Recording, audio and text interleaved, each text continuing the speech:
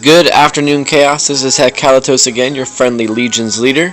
Now, today I'm here to look at our fearless Chaos leader, Armandz, and his arena squads and rosters. Can find out what can we do to help break the top 50, if not the top 20. Now, for starters, we can look at Armand's main arena squad with a Darth Maul Zeta lead, with Darth Vader, Darth Sidious, Emperor Palpatine, and Sith Trooper. Some great people here. I'm a big fan of Sith Trooper, so it looks like he's got some really good synergy working here, but his arena is very difficult. So what are some changes we can make there? And also we have the ship arena, where Armandz is currently ranked 63. Looks like he is using Biggs Darklighter's X-Wing, Plo Koon Starfighter, Jedi Starfighter, Imperial TIE Fighter, and First Order TIE Fighter. Some individually strong ships, but there are a couple changes we could make there as well. So let's start with just your regular arena squad, Armandz, and see what you've got to work with. So we see a ton of 7 stars here, and a lot of them gear 10, gear 11. But when I was looking through your roster, I noticed that there is no Grand Admiral Thrawn. Your General Kenobi is 7 stars, but only gear 8, because I know he's an incredibly difficult grind to gear. Your R2-D2, 7 star also, but only gear 6. And the other character I looked for was a Darth Nihilus, who you have 5 star, gear 8. And I also noticed your Sith Assassin is only 3 star, gear 7. So, some of those power characters could use some gear to really build up our squad. But if you wanted to stick with a Darth Maul Zeta lead, I would recommend finding some kind of Dispeller to put in there, because a lot of the Sith require debuffs. And a lot of teams right now have a lot of Cleanse and Tenacity up, whether it be from Yoda, Chirrut, or Rex. You need some way to get rid of that Tenacity up. Some options for you could either be Darth Nihilus. You could use a Scoundrel in Boba Fett, who you have gear 10 already. His Cleanse, or his Dispel is on a relatively long cooldown, so he might not be the most useful. I noticed that you do not have the B2 Super Battle Droid unlocked, who could be a good Dispeller. So that will take a while to make useful. And lastly, you've got Death Trooper here, who could actually be a decent Dispeller for you with his AoE grenade that also inflicts healing immunity, and he can stun on his basic for enemies that are dazed. So that could be an option. And then lastly, don't remember if I mentioned this, Darth Nihilus also dispels on basic. So if you want to gear him up and put him in your group, that could work well in addition to, or instead of any of the other characters that I mentioned. Now, for some changes you could make right this moment. If you're going to stick with a Darth Maul lead, and you have a lot of crit chance and crit damage mods, but I noticed his potency is only 1.73%. One of the big things about Darth Maul is his whirling blades inflicting daze on enemies, but with no potency, even without tenacity up, that won't stick very well. So all of his potency comes from mods. So we need to look at a way to get some potency from mods for Darth Maul, so that his daze sticks, and you stop those counters that come from Retribution that General Kenobi puts up. You can stop Baze and Chirrut, their counters, as long as you don't get the days cleansed off of them. That is another benefit of Darth Nihilus, is he reduces cooldowns on top of dispelling. And the Death Trooper can do that as well if you get the Death Trooper fast enough. If you were going to bring Darth Nihilus into this group, I would suggest the first one to replace actually be Sith Trooper, because your Darth Sidious and Darth Vader have really good synergy together, and I've seen them do amazing things under a Darth Maul lead. And Emperor Palpatine's heal block and buff block and shock is pretty useful. So the first one you'd probably want to remove is Sith Trooper, and you could put another Darth Nihilus, Death Trooper. Your Dooku could work well in here as well, because he can put shock as well with Force Lightning and his counters that can stun. Another option to bring into this group is Sith Assassin, if you want to take the time to gear and star her, because Sith are notorious for being slow. She can do a lot of good things to speed up that Sith group. And one other option that's not necessarily a Dispeller and not a Sith, if you wanted to gear him up, would be R2-D2. He does work really well with any group, but if you can Zeta his number crunch, this could work wonders with your group, especially because he adds potency, which your Darth Maul, Darth Nihilus, Darth Sidious, anybody on the Sith team really uses potency. So you can mod out R2-D2 for all the potency you need, drop him in there with number crunch, and he would be an instant benefit to your group. Now, if you wanted to stray away from Sith and go towards a couple of the more emerging meta groups, I see three options for you. One, you could pull in a Rebel group. Now, you mentioned you have Cassian Andor already Zetaed, which works awesome with K2SO, because K2SO gets all of those things, all those buffs. So you could actually run a group with Wiggs, K2SO, Cassian Andor, and another R2-D2 when you gear him up. Those five are wonderful together. They do amazing things. But if you didn't want to use R2-D2 and you wanted to use a much quicker gear grind, you could switch to Jyn Erso. Her buffs work really well with that group as well, especially her unique that she could use to reduce turn meter, her revive for Rebel allies.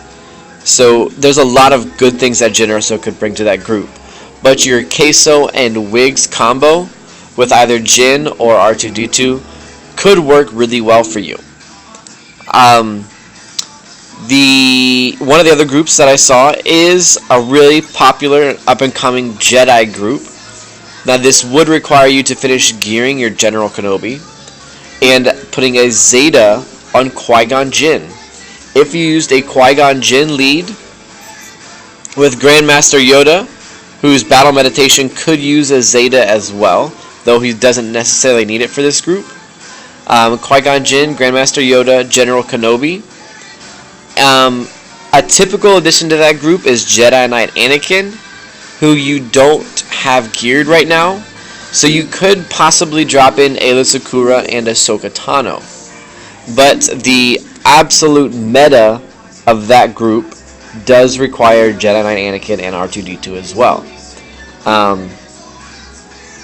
Another character, if you wanted to run Qui-Gon Jinn lead, Yoda, General Kenobi, and either Aayla or Ahsoka, you could drop in a Stormtrooper Han in that group as well. He does some really good things because that group is already super fast, and when you grab Stormtrooper Han's taunt, they get even faster. And then the third option that I saw you have, kind of surprised me a little bit to see, is your First Order. Looks really good.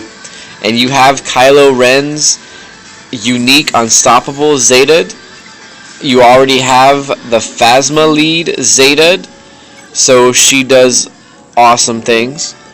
And you could drop this team in there, put a ton of speed on Phasma and First Order Officer, and you would have a solid group right here to begin with. They could get you the top 30, top 20 without much of a problem. And if you use this group, your next Zeta, you would probably want to put on First Order Stormtrooper, I believe would be the next one here, because he starts calling a lot more assists. First Order TIE Pilot, his Zeta is useful, but most of the benefits you already get here. So I really think the First Order Stormtrooper could give you more benefit than the First Order TIE Pilot Zeta. So those three alternative groups would be good if you want to get away from your Sith. But if you would prefer to stick with your Sith, like I said, my recommendation would be to Zeta R2-D2, drop him in there for Sith Trooper, and then load up all of your Darths with potency, and really do the best that you can to focus fire different individuals. If you wanted to get a Dispel in that group, the one you could probably afford to drop the most is Emperor Palpatine for Darth Nihilus. So that would be the Sith group you could use. Now looking at your ship's rank wasn't too bad, but I really think your ships are kind of all over the place. So I'm going to recommend a very long con for your ships, but I think in the long run it'll really pay off for you. Because the Jedi Consular Starfighter and the Plo Koon Starfighter works great with a Mace lead. However, the two TIE Fighters have zero synergy with Plo Koon and Jedi Consular, aside from the double attacks that Jedi Consular could do for the Imperial TIE Fighter or the First Order TIE Fighter using Consular's special. Biggs is always a great choice, and for the vast majority of teams, he's in the starting lineup. But let me throw out a couple things for you, see what you think, and see which sounds best to you if you want to work on those, or keep working with what you've got. Now, it was really useful because I noticed that all of your capital ships are level 85. So this gives you a lot of options. Now, Home 1 as a rebel ship is not super common to see in the top ranks, but you have a possible team that could really use the Home 1 specials in a very useful way. So let's look at a possible rebel team that you could use. And if you wanted to work on them with a Home 1 lead, I really think you could get a lot of use out of using a Biggs Darklighter, a Ghost, a Phantom 2, a Cassian U-Wing, and actually the Biston U-Wing as your starting lineup. Now, that would require a fair amount of gearing out characters and starting up your ships, but I really think these guys could help you out, because both Biston and Cassian throw out stealth. Cassian, I believe, stealths himself, calls allies to assist, which is super useful. And he gives a lot of evasion to your guys. So that would really help Biggs' survivability. Oh, yeah, and he does grant stealth to a target enemy. A target ally. And then Biston U-Wing stealths himself with one of these specials here. We'll have fixed target lock. The Rebel Pathfinder has more speed. Maybe Biston doesn't give himself stealth, but he does have a lot of... Oh yes, there he does, for the scouting mission. So he has a lot of stealth that could be useful. Now, their stealth, combined with Phantom, Phantom gets extra evasion for every rebel ally, which is awesome, which I would recommend filling up your group with with rebels. And if I'm not mistaken, Ghost gets bonuses for stealthed allies. Let me check these out for a second and see real quick. Yes, Ghost offers stealth to allies. So even though you only have the one taunter, all of these guys can stealth each other. Oh, and yep, and Ghost gets additional damage for each stealth rebel ally.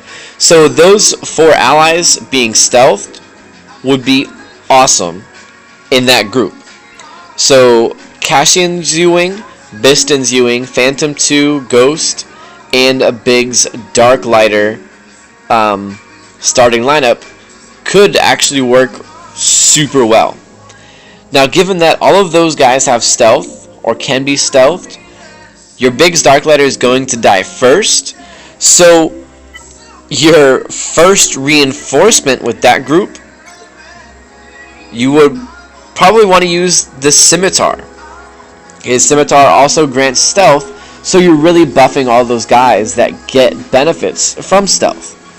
And if you noticed, a lot of those attackers call assists. The Ghost calls assists. The U-Wings both call assists and grant turn meter to each other. So these all work awesome under a home 1 lead, which grants protection up when people attack out of turn. So all those assists, all those attacking out of turn, will grant a lot of protection up. So this could be a really useful group for that. Now, when your Biggs dies, you have the Scimitar to come in. And from there, it's hard to really pin down whichever other reinforcements you would have. But Geonosian Soldier could be a useful second reinforcement because of his swarm aggression. He has a chance to attack out of turn he has a chance to assist when other allies attack during their turn. So it may necessarily work for all the other assists that people are calling, but he's adding to those loads and loads of extra attacks that you're going to be getting with a home 1 led rebel group with all those rebels. Now the last reinforcement in that group would be totally up to you. If you want to stick with a mace lead or endurance lead instead, it would be very beneficial for you to work on the clone ships as well, whether it's the Umbaran Starfighter, Clone Sergeant's Arc 160, Arc 170, or Rex's Arc 170. Those are very useful to have with that group. So if you want to work on all the Rebels and Jedi, flying them under the Endurance lead, I can tell you that works well. That's what I have, and I can get the top place in my Shard because it is a very strong group, but it does require lots of strategic play. Now, if instead of the defensiveness of the Endurance lead or the swarm tactics of the Home 1 lead, and you want to switch switch to an Executrix lead, you have a lot of the pieces here already to build that group, but it would require you to unlock the TIE Advanced, which could be a long ride. So I wouldn't recommend going that route yet until you start leveling up the TIE Advanced, the Gauntlet Starfighter, and the Slave 1. Because that uses a lot of rare ships that you don't have geared or starred very well, and that would take a long time. So I'd recommend sticking with one of either that Rebel group that I mentioned, or the Republic group that you could bring in. Now that Republic group would still use a Biggs Darklighter tank, so you're always going to be benefited with him there. So there's a couple of options for you, and both of them require a lot more work on your ships and a lot more gearing of separate pilots, but it is a long-term goal that you could work on. So there you have it, some ship recommendations, a Rebel and a Republic group, and then some new Arena Squad options, again a Jedi group, a Rebel group, or even a First Order group, which I think could be the best choice in the short run is that First Order group. Or you can stick with your Sith and gear up Darth Nihilus and R2-D2 to drop in their group for Sith Trooper and Emperor Palpatine. Either way, I hope this helps. Armandz, I hope you can really pick up the arena where you want it to be and really start getting those extra rewards so those crystals can come and help you build even more awesome groups. So this is Hekalatos saying goodbye, and good luck to you, Armandz, as well as good luck to the rest of Chaos.